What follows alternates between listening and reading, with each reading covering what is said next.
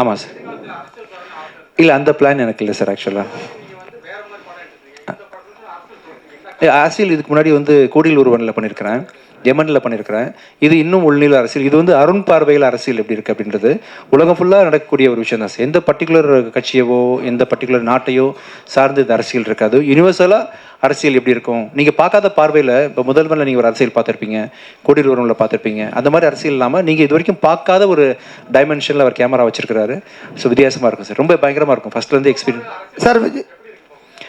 நல்லா இருக்குது சார். நம்மளாம் நிம்மதியாக பேசிகிட்டு இருக்கோம்ல, நீங்கள் ஜாலியாக கேட்குறீங்க, நான் ஜாலியாக பதில் சொல்கிறேன்றதுனால நம்மளாம் பாதுகாப்பாக இருக்கிறோம். ஆக்சுவலாக இந்த மொமெண்ட்டில் அங்கங்கே பிரச்சனைகள் வரதானே செய்யும். நம்ம வீட்டுக்குள்ளேயே ஒரு பிரச்சனை இருக்கும், நம்மளால் ஏன்னு கேட்க முடியாது. சம்டைம்ஸ் வந்து இஷ்யூஸ் இருக்க தான் செய்யும். அதை ஒவ்வொரு டைமும் ஒவ்வொருத்தரும் அட்ரஸ் பண்ணிருப்பாங்க. எதிர்கட்சி அட்ரஸ் பண்ணுவாங்க, ஆளுங்கட்சி அட்ரஸ் பண்ணுவாங்கன்ற மாதிரி அரசியல் நாட்டை நடத்துறது ஒரு டாஸ்க்கான விஷயம் தான். அது அந்தந்த டைமில் ஒழுங்காக தான் போயிட்டுருக்குன்னு நினைக்கிறேன். எனக்கு ஜென்ரலாக இந்த ராசி நம்ம மனசு எப்படி இருக்கோ அப்படி தான் சார் வாழ்க்கை அமையும்னு நம்பிக்கை. அந்த ராசியில் நம்பிக்கை இல்லை. இன்றைக்கி கூட மார்கனோட 25ஆம் நாள் முன்னிட்டு அந்த ஆமைக்கு மாலை போடலான்னு மாலைலாம் கொண்டு வந்துருக்கோம். தம்பி ஆமைக்கு மாலை வச்சுருக்கீங்களாப்பா? ஆமாம் வந்துருச்சா? ஆமாம் வரலையா? இம்தியாஸுங்க இம்தியாஸ்ட்டு கேளுங்க. ஆமாம் என்ன வச்சுருந்தோன்னே சார், அந்த நான் லாஸ்ட் டைம் சொல்லியிருந்தேன் இல்லையா, ஆமா போன வீடும் அமீனா போன வீடும் ஒருபடின்ற மாதிரி ஆமா மேலே பெரிய கலங்கத்தை வச்சுருந்தாங்க சொசைட்டி. அப்படி இருக்கக்கூடாதுன்னு சொல்லிட்டு நான் என்னோட எல்லா ப்ரொமோஷனுக்குமே ஆமையை ஃப்ரண்ட்டில் வச்சு தான் பண்ணேன். மார்கன் பார்த்தீங்கன்னா 25 இயர்ஸ் ஓடி இருக்கு. ஸோ அந்த ஆமைக்கு தேங்க்ஸ். ஆமாம் வந்துருச்சாப்பா, கொண்டு வந்துருங்கப்பா. சார் கேட்டதை ஒட்டி அப்படியே மாலை போட்டுடலாம். ஸோ அப்படி தான் சார் என்னோட எண்ணங்களில் வந்து இந்த ஆமை இதெல்லாம் பூனெல்லாம் பெரிய மேட்டரே கிடையாது சார். நம்ம மனசு எப்படின்றது தான். அப்படின்றதுனால இந்த சக்தி திருமணம் அது ஆக்சுவலாக இந்த இத்து போட்டது வந்து இது டேரக்டர் தான். ஏன் இத்து போட்டிங்க? இலக்கணப்படி இத்து வரணும். அதான் சார் எனக்கு வந்து நீங்களா இருக்கீங்களா சார், எனக்கு என்ன ஆயிரும் சொல்லுங்கள் சார். டேரக்டர் அருண் பிரபு வந்து இங்கே சார். Yes sir. தம்பி நான் இல்லை நீங்கள் சொல்லுங்கள். எப்பவுமே வந்து கதாநாயகங்களுக்கு வந்து முக்கியத்துவம் கொடுத்து படம் பண்ணுவார். ஸோ இதில் வந்து உங்களுக்கு கதாநாயகிக்கு முக்கியத்துவம் இருக்கா? ஏன்னா ஹீரோ வந்து பெரிய ஹீரோ. ஸோ அதில் வந்து டேரக்டர் வந்து உங்ககிட்ட சொல்லும்போது கதாநாயகிக்கு முக்கியத்துவம் இருக்குன்னு சொன்னாரா, இல்லை உங்களுக்கு தான் சார் மெயினான கேரக்டர் சொன்னாங்களா? இல்லை இருக்கு தம்பி, ரொமான்ஸ் எல்லாம் பண்ணுறேன். ரொமான்ஸ் இல்லை சார், நீங்கள் எல்லா பிள்ளையும் ரொமான்ஸ் தான் சார் போட்டுறீங்க. தம்பி ஏங்கோ இப்போ தான்ப்பா ஆரம்பிச்சிருக்கேன், மண்ணலி போட்டுறாதீங்க. ஆரம்பத்தில் எனக்கு யாரும் சான்ஸ் கொடுக்கலப்பா. என்னை பார்த்தா ஏதோ தெரிஞ்சிருக்கேன் உங்களுக்கு. இப்போ தான் ஸ்லோவாக டேரக்ட் ஓப்பன் ஆகுறாங்க. நானும் பண்ணியிருக்கேன்ப்பா. பிச்சைக்காரன் 3 நான் டைரக்ட் பண்ணுறேன் சார். ஆக்சுவலாக அதுக்கான கதை ஒர்க் போயிட்டுருக்கு. நெக்ஸ்ட் இயர் டைரக்ட் பண்ணுறேன். Thank you sir. விஜயாண்டன் சார், இனிய பிறந்த நாள் வாழ்த்துக்கள். தேங்க்யூப்பா. 25வது இது. தேங்க்யூ. சக்தி திருமகன் வச்சிங்க. ஆனால் பராசக்தி டைட்டில் இன்னும் அதை விட சூப்பராக இருந்தது. அதுவும் அரசியல் தான், அதுவும் கலைஞர் தொடங்கினது தான்.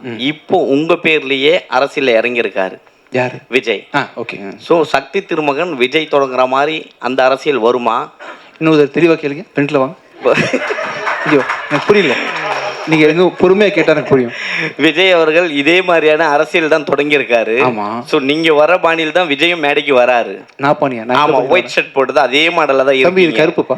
ஸோ உங்களை ஆளாக்க முதல் தொடங்கின எஸ்ஏசி தான். ஆமாம். ஸோ அவருக்கு இந்த அரசியல் அதே மாதிரியான கதைகளாக இருக்குமா? தம்பி எனக்கு இன்னும் புரியல.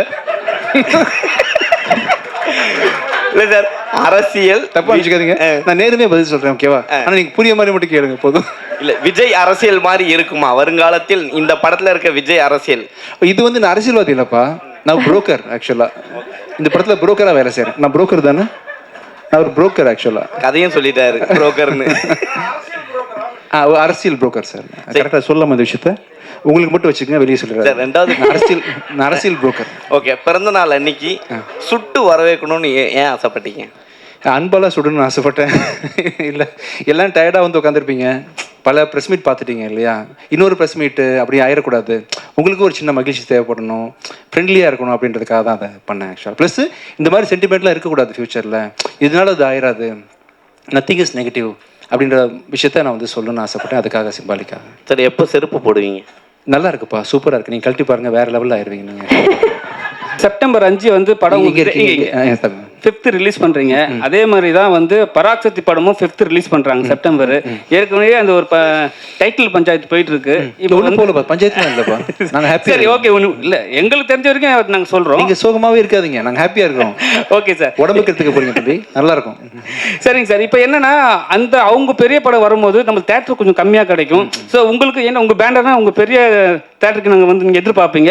ஸோ எப்படி இதை வந்து சரி பண்ண போகிறீங்க? இல்லை ஒன்றுமே சரி பண்ணுற மாதிரிலாம் ஒன்றும் இல்லைப்பா. தமிழ்நாட்டில் கிட்டத்தட்ட 1000 தேட்டர் இருக்குன்னு வச்சுக்கோங்களேன், அவங்களுக்கு ஒரு 600 தேட்டர், நமக்கு ஒரு 400 தேட்டர் கிடைக்கும். இப்போ ஸ்டில் கிடைக்கும், நமக்கு பிரச்சனை கிடையாது. இப்போ ப்ளஸ் பார்த்தீங்கன்னா, இப்போ எல்லாருமே ஒன்றா வந்தால் தானே உங்களுக்கு சந்தோஷமாக இருக்கும் இல்லையா? தனியாக ஒரு படம் வந்தால் நீங்கள் எப்படி உங்கள் பசிக்கு வந்து தீனி போடணும் இல்லையா?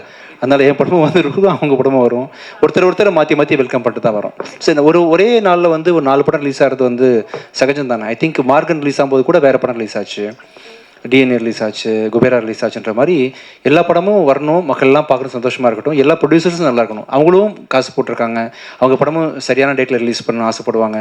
அப்படின்றத அவங்களுக்கு ஒரு தேவை இருக்குன்றதுனால அவங்களையும் நான் வரவேற்கிறேன். நானும் ஓரமாக வந்துட்டு போயிடுறேன். ஸோ விஜய் தம்பி வருவாங்க, கூடிய சீக்கிரம் கூப்பிட்டு வரேண்ணா. இல்லை கண்டிப்பாக வருவாங்க, நெக்ஸ்ட் டைப் பண்ணேன் கண்டிப்பாக. ஸோ விஜய் உங்களுக்கு கேள்வி. தேங்க்யூ. பிறந்தநாள் வாழ்த்துக்கள். தேங்க்யூ. அண்ட் ஜென்ரலாக இந்த படத்தில் பேசணும் நீங்கள். ஓகே. சரி, இந்த படத்தில் நீங்கள் வந்து ப்ரொடியூசர் கம் ஹீரோ. ஜென்ரலாக எப்போவுமே சில ஹீரோக்கள் வந்து ப்ரொடியூஸ் பண்ணும்போது பட்ஜெட்டில் வந்து நீங்கள் ரொம்ப ஃப்ரீயாக விட்டீங்க டேரக்டர் சொல்லிட்டு இருந்தீங்க.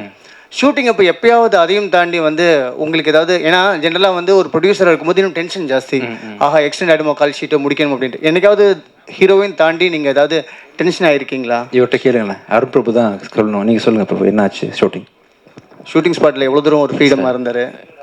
கம்ப்ளீட்டாக நம்ம கால் தான். உங்களோட தான். ஆமாம். ஃபுல்லாக. அண்ட் விஜய், உங்களோட படங்கள் எப்பயும் பாடல்கள் இப்போ வித்தியாசமான வரிகள் இருக்கும், நிறைய மக்காயல் ஆகட்டும், நாக்குமுக்கு ஆகட்டும். ஸோ அந்த மாதிரி பாடல் வரிகளை திருப்பி நாங்கள் எப்போ எதிர்பார்க்கலாம்? இந்த படத்துலேயே ஜில்னு ஒரு பாட்டு இருக்கு, கொஞ்சம் தமிழோட கலவை அதிகமாகவே இருக்கும், ஸ்ட்ராங்கான பாட்டாக இருக்கும். இன்னும் ஆக்சுவலாக எனக்கு நான் வந்து அந்த மாதிரி பாட்டு பண்ண முடியல, ஏன்னா நான் வந்து ஒரு கண்டென்ட் ஓரியன்ட் ஹீரோன்றதுனால கதைக்கு என்ன தேவைன்ற பிரதானமாக வச்சு தான் மியூசிக் பண்ணுறேன். இதே நான் வந்து பெரிய ஹீரோஸ்க்கு நான் மியூசிக் பண்ண ஆரம்பிக்க போகிறேன். அப்படி ஆரம்பிக்கும் போது பார்த்தீங்கன்னா பழையபடி உங்களுக்கு மக்காயாலா, கூலி விரும்புது, அந்த மாதிரிலாம் சாங்ஸ் கண்டிப்பாக வரும்.